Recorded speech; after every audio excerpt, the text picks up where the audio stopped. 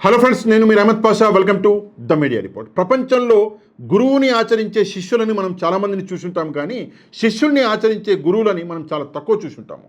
నేను మాట్లాడే ఈ గురు శిష్యులు ఇద్దరు మన 2 తెలుగు రాష్ట్రాలనే ఉన్నారు. ఈ పాటికి మీకు అర్థమై ఉంటుంది. నేను మాట్లాడేది తెలంగాణ ముఖ్యమంత్రి రేవంత్ రెడ్డి గారి గురించి, ఆంధ్రప్రదేశ్ ముఖ్యమంత్రి చంద్రబాబు నాయుడు గారి గురించి. ఈరోజు వీళ్ళిద్దరి గురించి ఒక ఇంపార్టెంట్ విషయము, చాలా సింపుల్ విషయం చెప్తా. మీరు కూడా సింపుల్గా అర్థం చేసుకోవడానికి ట్రై చేయండి. దాంతోపాటు మన ఈ వీడియోని లైక్ చేసి మీ వాట్సాప్ గ్రూప్లలో తప్పకుండా షేర్ చేయండి, ఎందుకంటే ఈ వీడియో అనేది వైరల్ అవ్వడం చాలా అవసరం కాబట్టి. ఇప్పుడు ఏంటి ఈ గురు శిష్యుల కథ? ఇప్పుడు కథ కొద్దాం. ఏంటి అంటే, తెలంగాణలో ప్రజాపాలన పేరుతోటి కాంగ్రెస్ పార్టీ అంటే రేవంత్ రెడ్డి గారు 6 గ్యారంటీలు ఇచ్చాడు. 6 గ్యారంటీలు ఇచ్చి మరి ఆ గ్యారంటీలు అమలు చేయగలమా, అమలు చేయలేమా, డబ్బులు ఉన్నాయా, డబ్బులు లేవా, ఏమీ ఆలోచించకుండా ఆ 6 గ్యారంటీలు తీసుకొచ్చి ప్రజల ముందర పెడితే ప్రజలు కాంగ్రెస్ని ఆశీర్వదించి గెలిపించారు.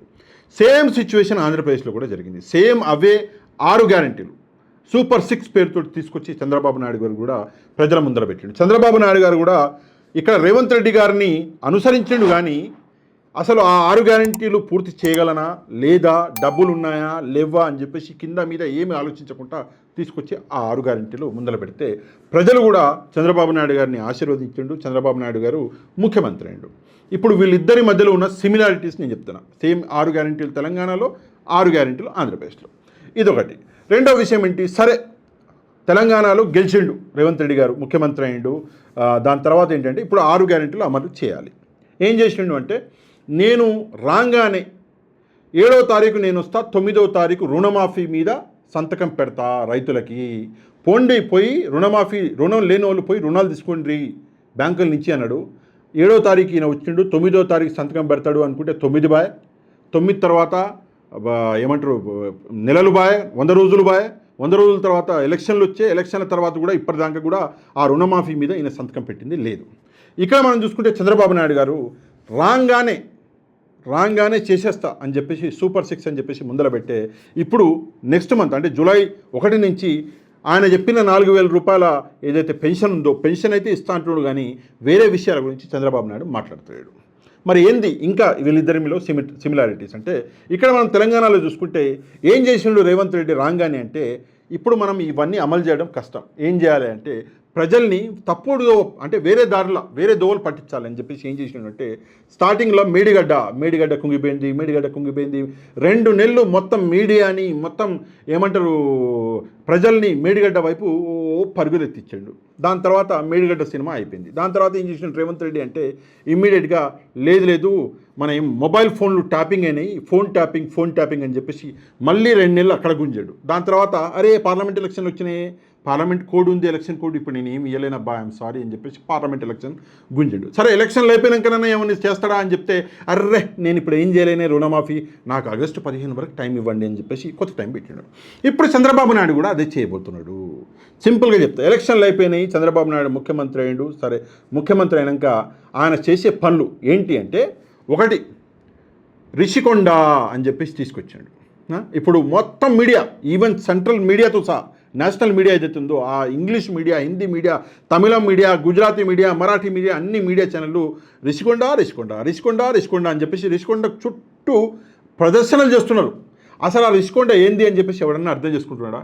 రిషికొండ ఎందుకు కట్టిండు, రిషికొండ ప్యాలెస్ ఎందుకు కట్టిండు అంటే, చంద్రబాబు నాయుడు కోసము, నరేంద్ర మోదీ గారి కోసం కట్టిండు జగన్మోహన్ రెడ్డి గారు. ఎందుకు కట్టిండు అంటే, క్లియర్గా వైసీపీ పార్టీ ఒక స్టేట్మెంట్ ఇచ్చింది. ఏమని ఇచ్చింది? కొత్తగా వచ్చిన రాష్ట్రం కాబట్టి మన రాష్ట్రంలో మంచి బిల్డింగులు లేవు, రేపు పొద్దున్న ఎవరో ఫారెన్ కంపెనీ డెలిగేట్స్ వస్తారు, ఇక్కడ ఇన్వెస్ట్మెంట్ చేయడానికి ఆంధ్రప్రదేశ్లో ప్రధానమంత్రి గారు వస్తారు, రాష్ట్రపతి గారు వస్తారు, వాళ్ళు వస్తే ఉండడానికి ఒక మంచి సదుపాయం కావాలి. నేను నా కోసం కట్టుకుంటలేను, నేను పోయి అందులో ఉండను, నేను కట్టేది ఎవరి కోసం, వివిఐపీల కోసము, ప్రధానమంత్రి గారి కోసము, రాష్ట్రపతి గారి కోసము, వచ్చే డెలిగేట్స్ కోసం, వేరే దేశాల నుంచి వాళ్ళ కోసం నేను కడుతున్నా అని చెప్పేసి క్లియర్గా చెప్తే, అది వినకుండా మళ్ళీ అదే ప్రశ్న, ఎవరి కోసం కట్టిండు, పాయఖానా 3 లక్షలు, అదేదో 35 లక్షలు, ఇదేదో 2 కోట్లు అని చెప్పేసి ఎవ్వడికి తోసినట్టు ఆడు మాట్లాడుతున్నాడు. ఇంకోడైతే బాత్రూమ్ నుంచి బయటికే రావట్లేడంట. ఒకడు కెమెరా పట్టుకుని పోయాడు, మీడియా ఆడు 3 రోజుల నుంచి ఆ బాత్రూంలోనే ఉన్నాడు. ఆయనకి బాత్రూమ్ అంత నచ్చిందంట. మరి బొచ్చు అందులో ఏముందో ఏం లేదో మనకు తెలియదు. ఇది కథ. ఈ రిషికొండ నడిపాడు. ఇప్పుడు రిషికొండ తర్వాత ఏం చేస్తున్నాడు చంద్రబాబు అంటే, జగన్మోహన్ రెడ్డి గారు అంటే ఫర్నిచర్ వేసుకుపోయిందంట. మీకు గుర్తుండే ఉంటుంది, టీడీపీలో ఒక నాయకుడు ఉండే, నేను ఇక ఆయన పేరు చెప్పాను ఎందుకంటే ఆయన చచ్చిపోయింది కాబట్టి జనరల్గా చచ్చిపోయిన వాళ్ళ గురించి ఎప్పుడు అంటే చెడుగా మాట్లాడొద్దు, అందుకే నేను ఆయన పేరు చెప్పాను. మీ అందరికీ తెలుసు నేను ఎవరి గురించి మాట్లాడుతున్నాను. స్పీకర్గా కూడా చేసిండు ఆయన. అయితే ఆయన ఏం చేసిండు అంటే డైరెక్ట్గా అసెంబ్లీలో ఉండవలసిన ఫర్నిచర్ని తీసుకుపోయి ఆయన కొడుకు షోరూంలో, ఆయనకేదో 2 వీలర్ షోరూము 4 వీలర్ షోరూము ఉండే, ఆ షోరూంలో వేసుకొని అక్కడ మంచిగా ఎంజాయ్ చేసినాడు, అంటే వాడుకున్నాడు ఫర్నిచర్ని. అయితే ఆ వాడుకోవడం అన్నది వేరు. జగన్మోహన్ రెడ్డి గారు ముఖ్యమంత్రి లెవెల్లో ఆయనని కలవడానికి వస్తున్నారు అని చెప్పేసి క్యాంప్ ఆఫీస్లో ఫర్నిచర్ని ఉంచిండు. ఆ ఫర్నిచర్ అయితే తీసుకుపోండి, లేకపోతే ఎన్ని డబ్బులు అనేది చెప్పండి మేము కడతామని చెప్పేసి చెప్తున్నారు. అయితే దానికి దీనికి డిఫరెన్స్ లేదా?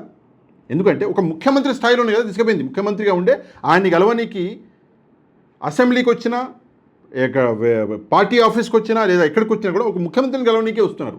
ఆ వ్యత్యాసం అన్నది చదువుకున్నోడికి, బాధ్యత ఉన్నోడికి ప్రతి ఒక్కరికి తెలుస్తుంది. ఆ వ్యత్యాసం వీళ్ళకి తెలుస్తలేదు.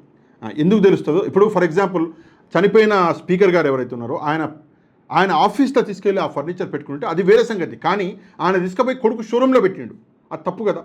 అయితే ముందు రిషికొండ అన్నాడు, ఇప్పుడు ఫర్నిచర్ అంటున్నాడు. దాని తర్వాత ఏమేమి జరుగుతాయి నేను మీకు చెప్తాను. ఏం జరుగుతాయి అంటే జగన్మోహన్ రెడ్డి గారు కేసులు అని చెప్పేసి 2 నెలలు తిప్పిస్తారు. మీడియా మొత్తం పిచ్చోళ్ళగా ఈ కేసులు ఎమ్మడి తిరుగుతుంది. దాని తర్వాత ఏం చేస్తారు, మళ్ళీ ఎవడో ఒక నాయకుడిని టార్గెట్ చేస్తారు, వైసీపీలో టార్గెట్ చేసి వాడిని అరెస్ట్ చేస్తారు. మళ్ళీ 2 నెలలు మీడియా మొత్తం వాడిని చుట్టూ తిరుగుతారు. దాని తర్వాత ఏం చేస్తారు, జగన్మోహన్ రెడ్డి గారిని మేబీ అరెస్ట్ కూడా చేయొచ్చు. అయితే ఇట్లా కాలయాపన చేయడమే కానీ ఇచ్చిన సూపర్ 6 ఎట్లయితే తెలంగాణలో ఇక్కడ రేవంత్ రెడ్డి చేస్తున్నాడు కాలయాపన, సేమ్ అదే అనుసరిస్తున్నాడు చంద్రబాబు నాయుడు. ఇద్దరు కూడా సేమే. అంటే ఇక్కడ శిష్యుని చూసి చంద్రబాబు నాయుడు ఆయన దారిలోనే నడుస్తున్నాడు. అంతేగాని ప్రజలకి నేను మాట ఇచ్చినని మరి ఆ మాట మీద నేను ఉండాలి అని చెప్పేసి అస్సలు ఆలోచన అనేదే లేదు. ఇప్పుడు తెలంగాణలో ఏంది పరిస్థితి మీ అందరికీ తెలుసు. ప్రజలు ఎవరైతే ఓట్లు వేసారో కాంగ్రెస్ పార్టీకి, ఇప్పుడు ఆ ప్రజలే తిరగబడుతున్నారు. రేపొద్దున్న ఆంధ్రప్రదేశ్లో కూడా జరగబోయే పరిస్థితి ఇదే. సరే, ఆంధ్రప్రదేశ్లో ఎట్లా గెలిచింది కూటమి అంటే ఈవీఎం ట్యాంపరింగ్ వల్ల గెలిచిందా, లేదా తప్పుడు హామీలు ఇచ్చి ప్రజల్ని మోసం చేసి గెలిచిందా, కులాల పేరు మీద గెలిచిందా, మతాల పేరు మీద గెలిచిందా, అవన్నీ విషయాలు పక్కన పెట్టేస్తే రేపు పొద్దున్న రాబోయే రోజులలో నిజంగా ఒక ప్రజా ఉద్యమం అన్నది, ఈయన కనుక ఇచ్చిన సూపర్ 6 ఆ 6 గ్యారంటీలు 6 హామీలను ఈయన నెరవేర్చలేకపోతే ప్రజలు లేచి తంతరు, పరిగెత్తి తంతరు. ఇది ఒకటి. రెండో విషయం ఏంటంటే ఈరోజు ఒక మీటింగ్ జరిగింది. ఎక్కడ?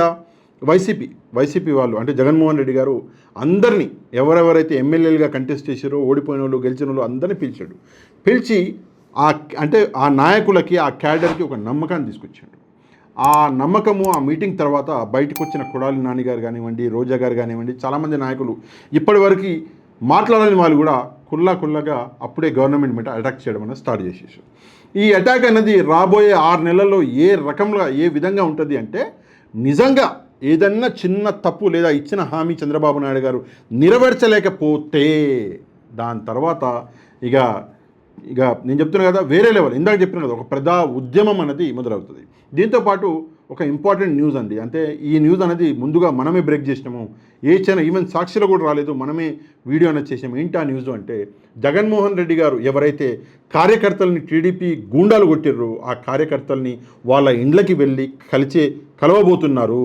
అంటే చనిపోయిన వాళ్ళ ఇండ్లకు కానీ, లేదా దెబ్బలు తిన్న వాళ్ళ ఇండ్లకు కానీ వెళ్ళి వాళ్ళని, వాళ్ళ కుటుంబ సభ్యుల్ని పరామర్శించబోతున్నారు అన్న విషయం ఈరోజు కూడా కొడాలి నాని గారు కూడా ఒకసారి క్లియర్గా చెప్పడం జరిగింది. అది కాకుండా రేపటి నుంచి అసెంబ్లీ అంటే ఆంధ్రప్రదేశ్ అసెంబ్లీ ఎట్లుంటుందో మీ అందరికీ తెలుసు, నేనేం చెప్పక్కర్లేదు. చూడాలి అసెంబ్లీలో జగన్మోహన్ రెడ్డి గారు లేదా వైసీపీ స్టేటస్ ఏముంటుంది, అసెంబ్లీలో రేపు పొద్దున జరగబోయే పరిణామాలు ఏంటి అనేది కూడా ఒక ఆసక్తికరమైన విషయం. దానికోసం కూడా మనమందరం వెయిట్ చేద్దాం. ఈ వీడియోని లైక్ చేయండి, మీ వాట్సాప్ గ్రూపులలో షేర్ చేయండి. ఎందుకంటే ఈ వీడియో అనేది వైరల్ అవ్వాలి, చాలా అవసరం కాబట్టి తప్పకుండా షేర్ చేయండి, లైక్ చేయండి, మన ఛానల్ని సబ్స్క్రైబ్ చేసుకోండి. నెక్స్ట్ వీడియోలో మళ్ళీ కలుద్దాం. అంతవరకు థ్యాంక్ యూ వెరీ మచ్. జై హింద్.